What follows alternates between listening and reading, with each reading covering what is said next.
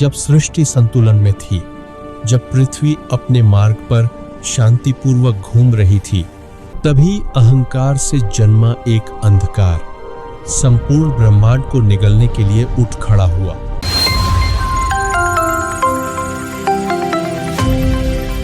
यह सतयुग का समय था और उस युग में जन्म लिया था एक ऐसे असुर ने जिसका नाम था हिरण्याक्ष। हिरण्याक्ष केवल एक असुर नहीं था, वह क्रोध, घमंड और शक्ति का जीवित रूप था। कठोर तपस्या के बल पर उसने ऐसी शक्ति प्राप्त कर ली थी कि देवता तक उसके नाम से कांप उठते थे। शक्ति मिलने के बाद उसके भीतर का अहंकार और भी विकराल हो गया। वह सोचने लगा, जब मैं इतना शक्तिशाली हूं तो यह सृष्टि मेरे आदेश से क्यों ना चले। और फिर उसने वह कर दिया जिसकी कल्पना तक से ब्रह्मांड कांप उठा। हिरण्याक्ष ने मां पृथ्वी को पकड़ लिया और उसे खींचते हुए प्रलयकारी महासागर के गर्भ में छिपा दिया। पृथ्वी डूब गई, आकाश अंधकारमय हो गया, नदियां सूखने लगी, जीवन कराह उठा। ऋषि, मुनि, देवता, गंधर्व सभी भयभीत होकर भगवान विष्णु की शरण में पहुंचे।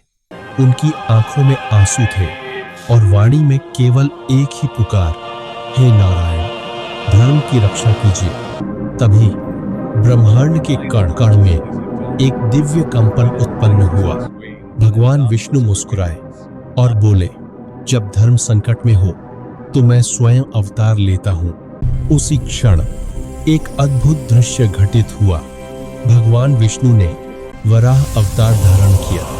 एक दिव्य, विराट और अलौकिक शूकर रूप। उनका शरीर स्वर्णिम प्रकाश से चमक रहा था। उनकी आंखों में क्रोध नहीं, धर्म की ज्वाला थी। जैसे ही वराह अवतार ने पृथ्वी पर कदम रखा, तीनों लोग कांप उठे।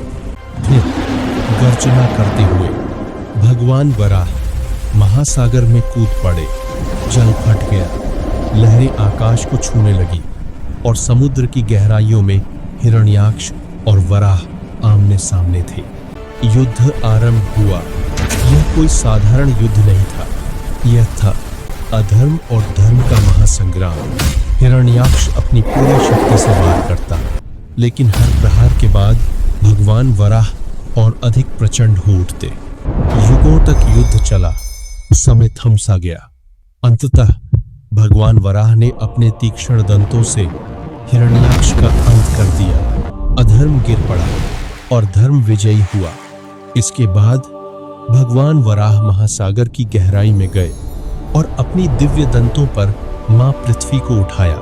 वह दृश्य आज भी सृष्टि के इतिहास में अमर है। भगवान वराह ने पृथ्वी को पुनः उसके स्थान पर स्थापित किया। धरती पर फिर से जीवन लौटा, हरियाली खिल उठी, धर्म फिर से स्थिर हो गया।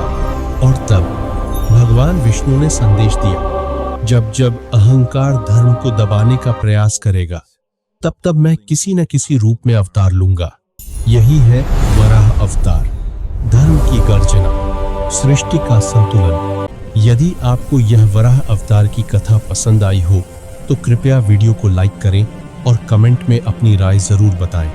ऐसी ही और भी पौराणिक कथाएं सुनने के लिए हमारे चैनल को सब्सक्राइब करें और बेल आइकन को दबाना न भूलें।